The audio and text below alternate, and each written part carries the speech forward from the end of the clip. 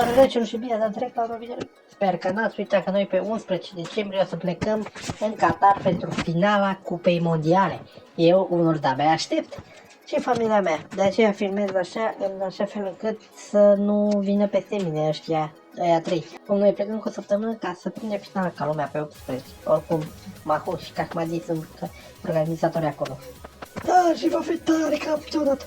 Normal. Absolut! Hehe. Băieți, voi ce faceți aici? Avem să facem pronosticuri. Argentina va câștiga Cupa Mondială.